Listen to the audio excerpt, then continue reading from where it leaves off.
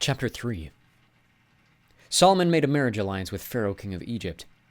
He took Pharaoh's daughter and brought her into the city of David until he had finished building his own house, and the house of the Lord, and the wall around Jerusalem. The people were sacrificing at the high places, however, because no house had yet been built for the name of the Lord. Solomon loved the Lord, walking in the statutes of David his father. Only he sacrificed and made offerings at the high places. And the king went to Gibeon to sacrifice there, for that was the great high place. Solomon used to offer 1,000 burnt offerings on that altar. At Gibeon the Lord appeared to Solomon in a dream by night, and God said, "Ask what I shall give you." And Solomon said, "You have shown great and steadfast love to your servant David my father, because he walked before you in faithfulness, in righteousness, and in uprightness of heart toward you. And you have kept for him this great and steadfast love, and have given him a son to sit on his throne this day. And now, O Lord my God, you have made your servant king in place of David my father, although I am but a little child. I do not know how to go out or come in. And your servant is in the midst of your people whom you have chosen, a great people, too many to be numbered or counted for multitude. Give your servant therefore an understanding mind to govern your people, that I may discern between good and evil. For who is able to govern this your great people?" It pleased the Lord that Solomon had asked this.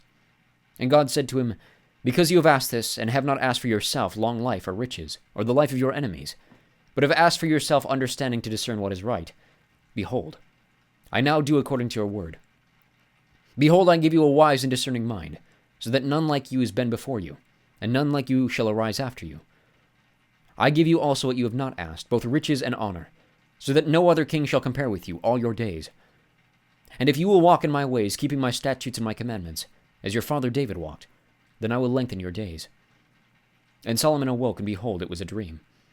Then he came to Jerusalem and stood before the ark of the covenant of the Lord, and offered up burnt offerings and peace offerings, and made a feast for all his servants. Then 2 prostitutes came to the king and stood before him. The one woman said, "O my lord, this woman and I live in the same house, and I gave birth to a child while she was in the house. Then on the 3rd day after I gave birth, this woman also gave birth, and we were alone.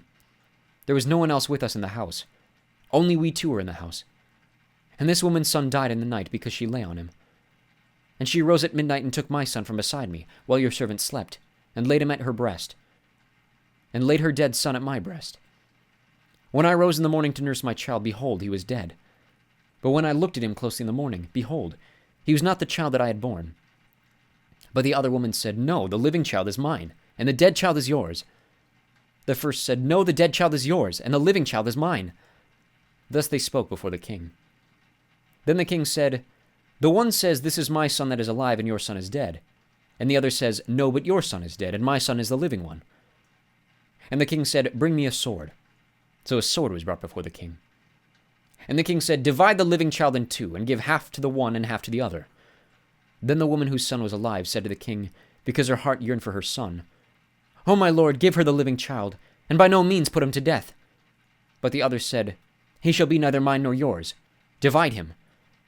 Then the king answered and said, Give the living child to the first woman, and by no means put him to death. She is his mother. And all Israel heard of the judgment that the king had rendered, and they stood in awe of the king, because they perceived that the wisdom of God was in him to do justice.